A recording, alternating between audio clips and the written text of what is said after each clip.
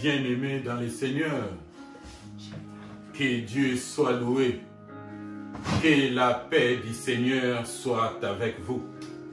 Lorsque le Seigneur envoya ses disciples, le Seigneur dira à ses disciples, dans quelque maison que vous entriez, dites d'abord que la paix du Seigneur soit avec vous. Je répète la même chose comme le Seigneur. Que la paix du Seigneur soit sur tout un chacun de nous. Et que la grâce et la paix du Seigneur vous accompagnent. Je remercie le Seigneur pour ces moments qu'il nous accorde dans sa parole. J'ai béni le nom du Seigneur. J'ai béni tout un chacun de nous ici au nom du Seigneur. Que le Seigneur fortifie son peuple du haut des cieux. Que le Seigneur accorde à son peuple ce que son cœur désire. Et que le Seigneur accomplit les vœux les plus chers de tout un chacun de nous. Je prie le Seigneur qui nous assiste, qui nous guide et nous dirige pendant ces temps de culte. Que ton esprit, Seigneur, nous guide et nous dirige. Que ton esprit, Seigneur, nous inspire du haut des cieux. Par ta main puissante, Seigneur, par l'autorité que tu m'as conférée. J'anéantis toute œuvre du mal. J'anéantis tout plan et projet de l'ennemi, au nom puissant de Jésus-Christ. Que ton nom, Seigneur, Dieu Tout-Puissant, soit glorifié sur tes enfants. Fortifie ton peuple du haut des cieux. Par ta main puissante, Seigneur, je mets hors de ces lieux tout esprit qui ne confesse pas ton nom.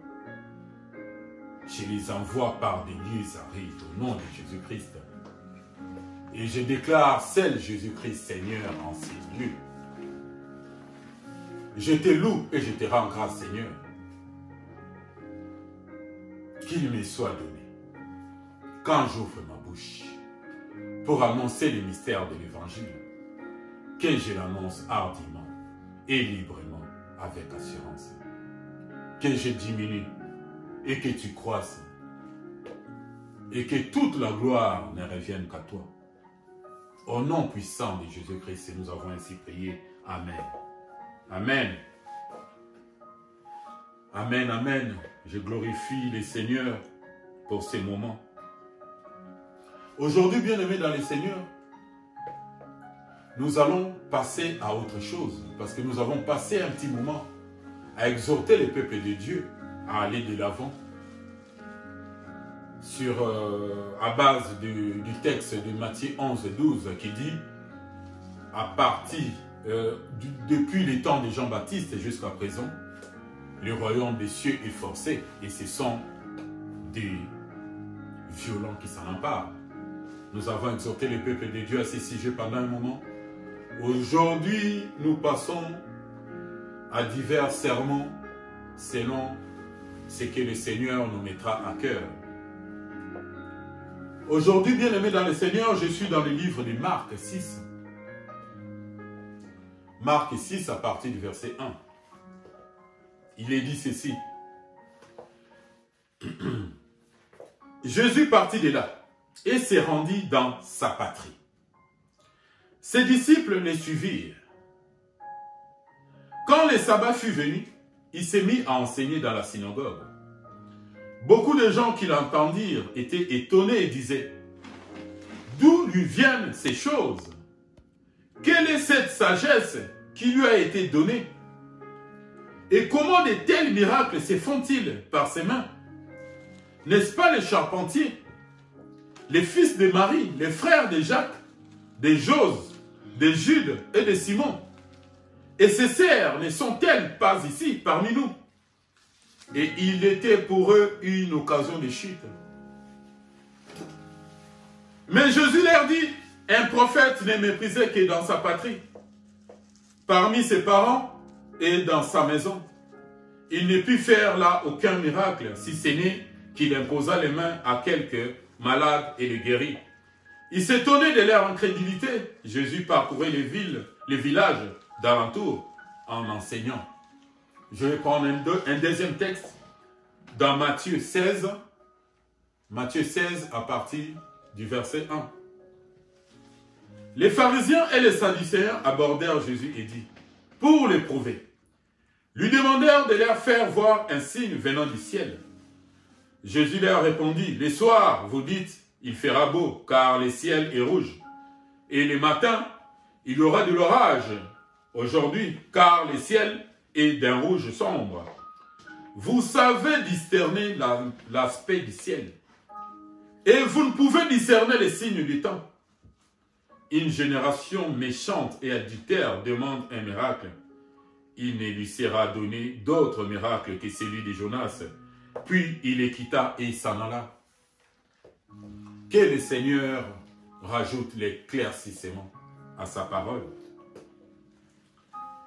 Bien-aimés dans le Seigneur, dans les premiers textes que nous venons de lire, les textes de Marc 6 à partir du verset 1, la Bible dit que le Seigneur s'est rendu dans sa patrie. Dans sa patrie, ça veut dire là où il est né, là où il a été élevé par Joseph et Marie.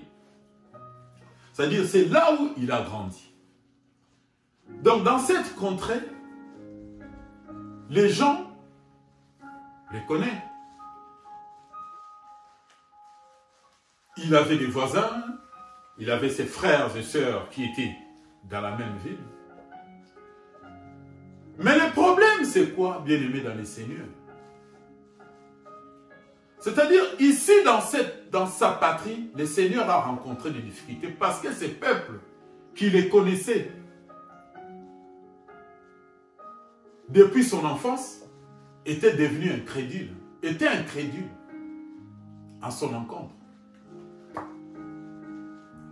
Et le Seigneur dira dans les textes, dans le verset 4, « Un prophète n'est méprisé que dans sa patrie, parmi ses parents et dans sa maison. »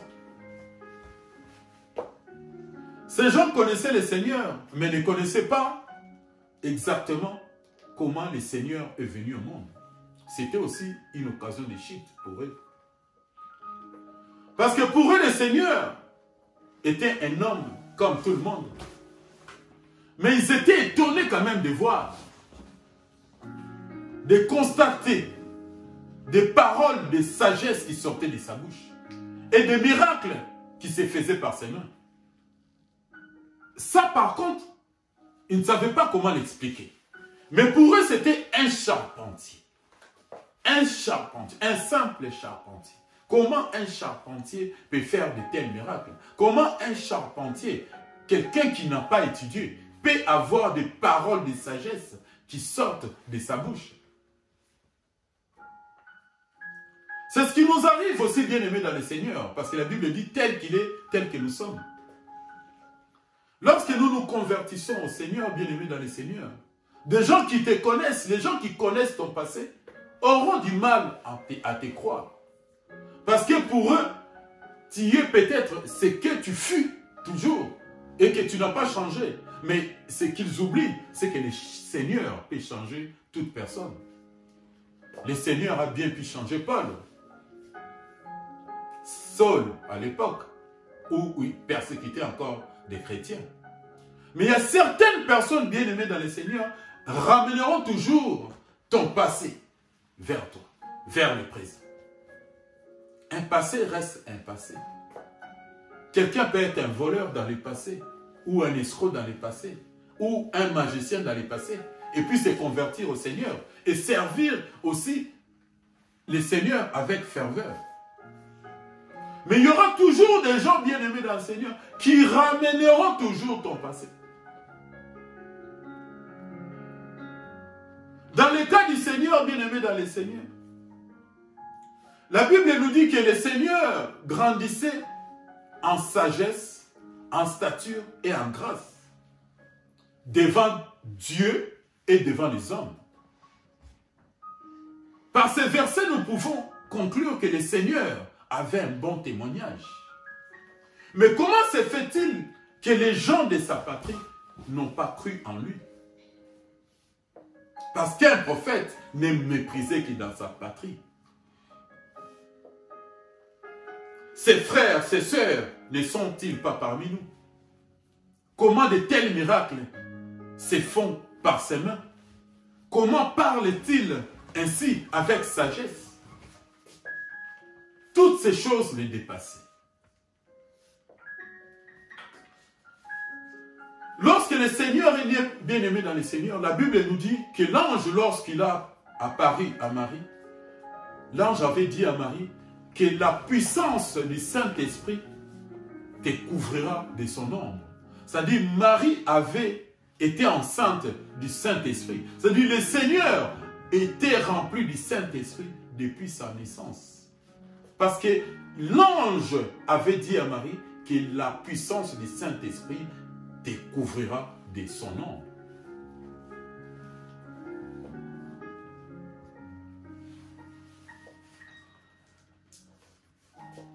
Saul, bien-aimé dans le Seigneur, Saul, si je vais bien parler encore un peu de Saul.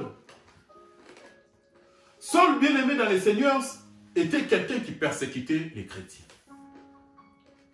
Mais lorsqu'il s'est converti, lorsqu'il a rencontré le Seigneur sur le chemin de Damas, Saul n'était plus la même personne. Il avait changé. Il était devenu un prédicateur de l'évangile qu'il essayait de détruire. Il défendait cet évangile. Mais remarquez que les apôtres qui étaient à Jérusalem les craignaient toujours.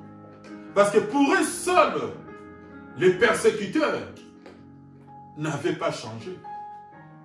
L'apôtre dit dans un de ses épîtres, 14 ans après avoir prêché les païens, il est monté à Jérusalem pour rencontrer ceux qui étaient considérés comme des colonnes, pour présenter son évangile, pour exposer son évangile, afin qu'ils croient en lui. Ça veut dire que ton passé bien-aimé dans le Seigneur, comme j'ai dit tout à l'heure, des gens qui connaissent ton passé,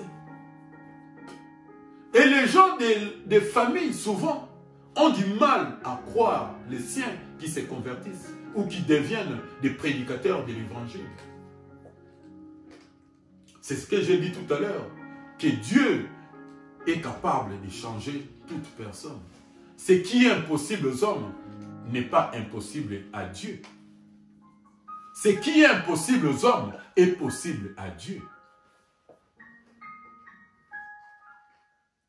Ça veut dire que le Seigneur était bloqué à cause de l'incrédulité des gens de sa patrie. Et la Bible dit que dans sa patrie, le Seigneur n'a pas pu faire un miracle, sauf imposer les mains à quelques malades.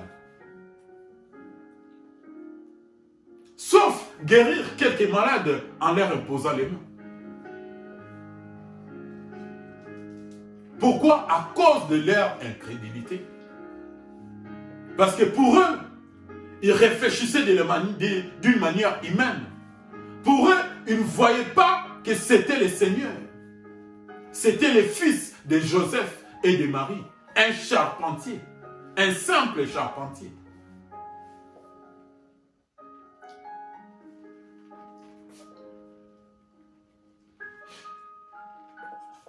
C'est pourquoi, bien-aimés dans le Seigneur, j'aimerais encourager des personnes qui sont dans ces cas, bien-aimés dans le Seigneur. J'aimerais exhorter des personnes qui sont dans ces cas, bien-aimés dans le Seigneur. Garde la foi. Regarde à celui qui t'a appelé. Regarde au Seigneur. Regarde à Dieu. Parce que c'est lui qui t'a appelé. Ayez foi en Dieu. Ayez foi en Jésus-Christ. Garde la foi. Reste ferme, inébranlable dans ta foi. Bien qu'il y aura des personnes qui viendront pour te décourager. Bien qu'il y aura des personnes qui seront là pour essayer de te mettre des bâtons dans les roues. Bien qu'il y aura des personnes qui ramèneront toujours ton passé. Reste ferme dans la foi, bien-aimé dans le Seigneur. Et va de l'avant. Fais ta mission. Fais ce dont le Seigneur t'a envoyé de faire. Fais-le avec ferveur. Et des personnes, certaines personnes qui ne croiront pas en toi en ce moment, croiront peut-être plus tard. Comme les frères de Jésus eux-mêmes. Il y en a certains, je parle de Jacques, de Jude, ils ont cru après au Seigneur.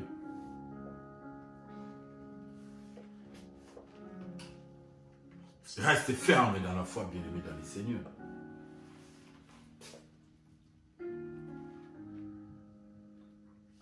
Je vais prendre notre deuxième texte. Un prophète n'est méprisé que dans sa patrie.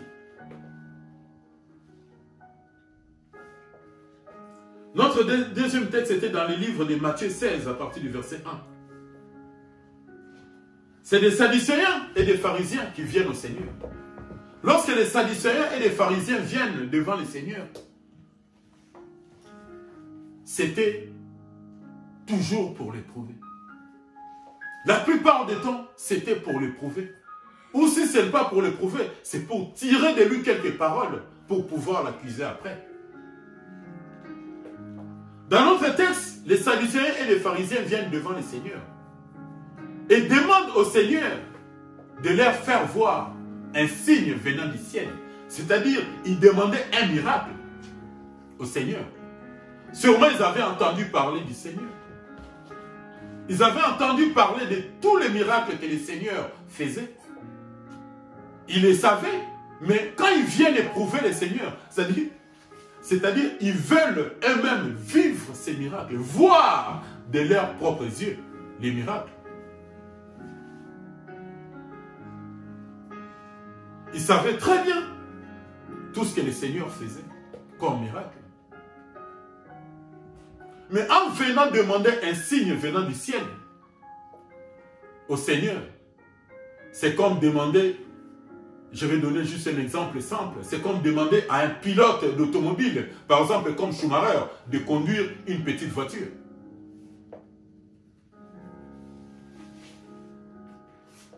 Ils viennent pour éprouver le Seigneur. Donc ils ne viennent pas pour que le Seigneur fasse un miracle pour eux, pour qu'ils soient convaincus, mais ils viennent juste pour tester, pour essayer de voir s'il est vraiment capable, si vraiment c'est lui qui fait ces miracles. Et le Seigneur leur dira, vous êtes des hypocrites. Il n'a pas prononcé ces mots, comme je l'ai dit, mais par les paroles du Seigneur, nous avons compris que le Seigneur leur disait que vous êtes des hypocrites. Parce que vous savez très bien discerner les signes du ciel. Vous savez discerner les signes que le ciel donne. Lorsque le ciel est rouge, vous dites, il fera beau. Et lorsque le ciel est rouge sombre, vous dites qu'il y aura de l'orage. Donc vous savez très bien discerner l'aspect du ciel. Mais vous ne savez pas discerner les signes des temps. Donc vous êtes des hypocrites.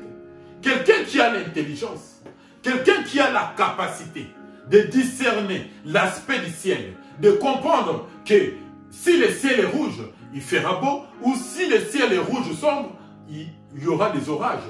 Donc c'est quelqu'un qui sait au moins discerner les choses. Mais eux qui se disent des pharisiens, des sadducéens, des docteurs de la loi, ne savent pas, pardon, ne savent pas discerner les signes des temps. Qu'est-ce que le Seigneur voulait leur dire exactement, bien-aimés dans le Seigneur? Vous ne savez pas discerner les signes des temps. Mais l'aspect du ciel, vous savez le discerner. Le Seigneur était parmi eux, bien-aimés dans le Seigneur. Tous les miracles que le Seigneur faisait parmi eux, il les voyait. Les boiteux marchaient. Les aveugles recouvraient la vue. Les sourds entendaient. Tous ces miracles qui se manifestaient, toutes ces œuvres de Dieu qui se manifestaient parmi eux, mais ils étaient restés quand même incrédules. Ils ne savaient pas distinguer, discerner les signes des temps.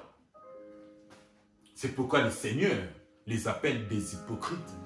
Vous êtes des hypocrites. Parce que les signes des temps, les seigneurs étaient parmi eux. Mais comment se fait-il qu'ils ne savent pas discerner les choses?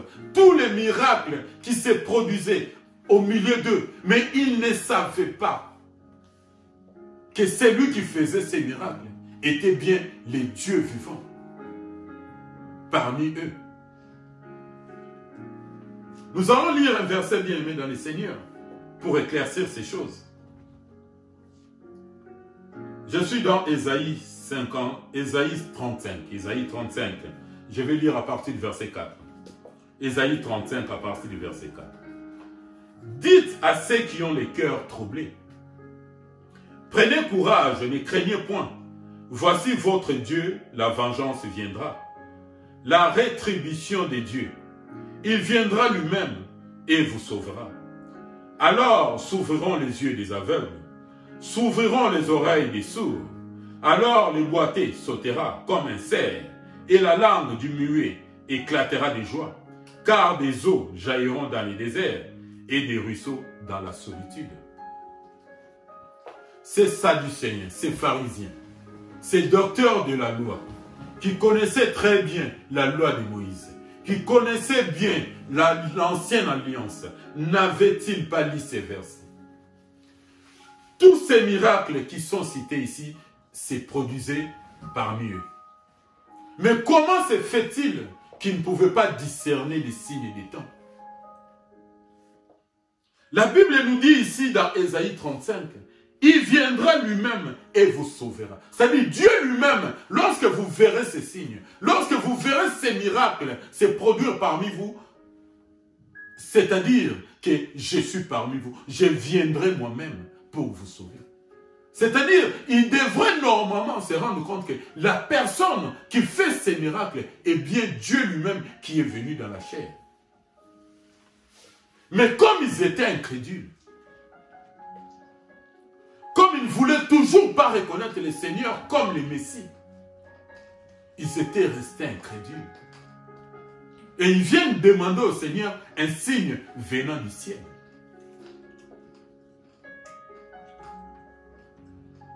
C'est les mêmes paroles que le Seigneur a repris dans Luc 4 à partir du verset 18, que l'Esprit du Seigneur est sur moi, car il m'a oint pour annoncer une bonne nouvelle aux pauvres. Il m'a envoyé pour guérir celui qui est malade. Ces mêmes paroles, bien aimées dans le Seigneur, sont citées également dans Ésaïe 61 à partir du verset 1. L'Esprit du Seigneur est sur moi parce qu'il m'a oint.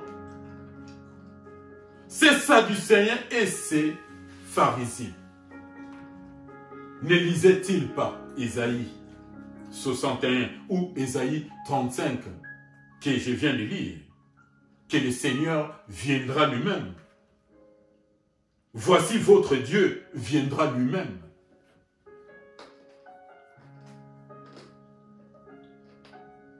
C'est pourquoi, bien-aimé dans le Seigneur, sois pas incrédule, bien-aimé dans le Seigneur, comme les pharisiens et les sadducéens. La Bible nous dit, heureux celui qui croit sans avoir vu. Et il ne venait pas pour voir les miracles, mais il venait plutôt pour éprouver le Seigneur. Parce qu'ils ne croyaient pas au Seigneur. Pour eux, le Seigneur était un imposteur. Et pourtant, c'était bien les dieux vivants, les dieux venus dans la chair.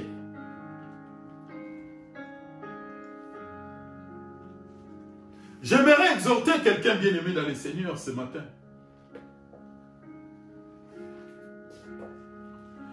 Sois pas incrédule, bien-aimé dans le Seigneur. Cherche pas un miracle pour croire au Seigneur. Sois pas comme les pharisiens et les sadducéens. Crois sans avoir vu. Sois pas comme Thomas. Parce que Thomas, lorsque le Seigneur a apparu aux autres disciples, Thomas n'était pas là. Mais lorsqu'il est venu, les autres disciples lui ont dit que le Seigneur était parmi eux. Mais Thomas a eu des doutes. Thomas a dit aux autres disciples, si je ne vois la marque des clous dans ses mains, je ne croirai point. Si je ne mets mon doigt dans la marque des clous, je ne croirai point. Si je ne mets ma main dans son côté, je ne croirai point. Sois pas comme Thomas, bien-aimé dans le Seigneur. Crois sans avoir vu. Crois seulement et tu verras la gloire de Dieu. Crois seulement, tu seras sauvé, toi et toute ta famille. Crois seulement, bien-aimé dans le Seigneur. Crois seulement. Il suffit seulement de croire, bien-aimé dans le Seigneur. Et dans le livre de Jean 1,12, la Bible nous dit ceci, à tous ceux qui l'ont reçu, à tous ceux qui croient en son nom, il a donné le pouvoir d'être enfants de Dieu. Lesquels qui sont nés, non de la chair, ni des sang, ni de la volonté de la chair, ni de la volonté de l'homme, mais de Dieu. Crois seulement, bien-aimé, dans le Seigneur, et tu seras sauvé, toi et ta famille. Sois pas comme Thomas, qui voulait voir le Seigneur et mettre son doigt dans la marque des trous, afin de croire. Mettre sa main dans le côté du Seigneur pour croire. Sois pas comme les Sadducéens et les pharisiens qui cherchaient un miracle, qui cherchaient un signe venant du ciel. Mais seulement ces signes, c'était pour éprouver le Seigneur. Crois seulement, bien-aimé, dans le Seigneur et tu verras la gloire de Dieu. Que la gloire, toute la gloire revienne au Seigneur, au nom puissant de Jésus-Christ. Que Dieu soit loué. Nous allons nous lever et nous allons prier. Merci Seigneur pour ces temps que tu nous as